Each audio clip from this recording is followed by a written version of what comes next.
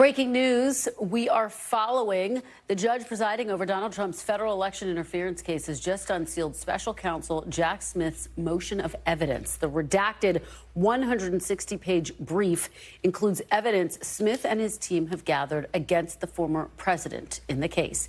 NBC News Justice reporter Ryan Reilly joins me now. So, Ryan, break this down. What are the biggest takeaways from this filing?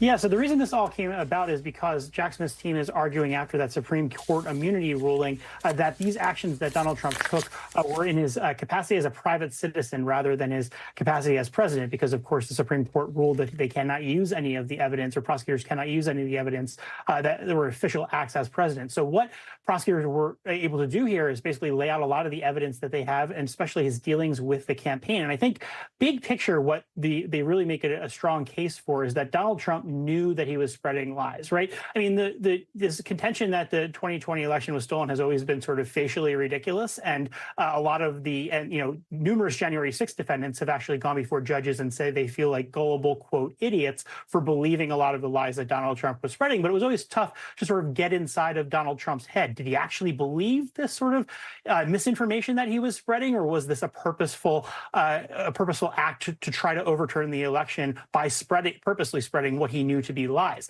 Jack Smith's team has argued that he did in fact know that these were lies.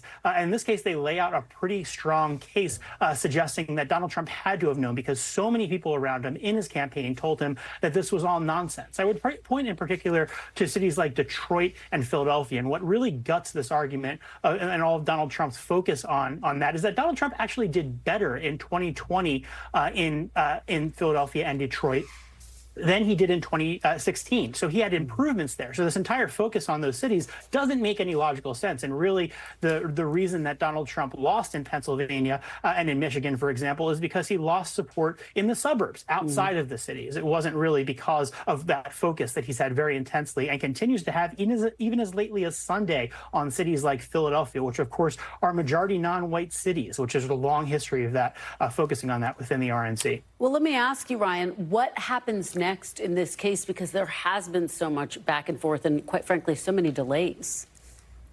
Yeah, so the next step is going to be the arguments over whether this case can continue, frankly, because Judge Chutkan has to decide whether this case can continue under what the Supreme Court laid out, the parameters that the Supreme Court laid out, because the Supreme Court took away the ability to use all of that evidence of his official acts. His official acts, mostly in this context, related to his actions within the Justice Department. For example, trying to pressure Justice Department officials to make these accusations that there was something untoward about the election. That is all sort of out of this. But what is still in, argue prosecutors, is all of these interactions with the campaign. So that's why we've seen so much focus there. But, we're still looking at months and months and potentially another cycle through the Supreme Court before this ultimately gets a trial. And, of course, all of that is dependent upon whether Donald Trump wins or loses in November. Well, Ryan, it's all just breaking now. Thank you for jumping in front of a camera for us and reading it very quickly. We really appreciate it. Thanks for watching. Stay updated about breaking news and top stories on the NBC News app or follow us on social media.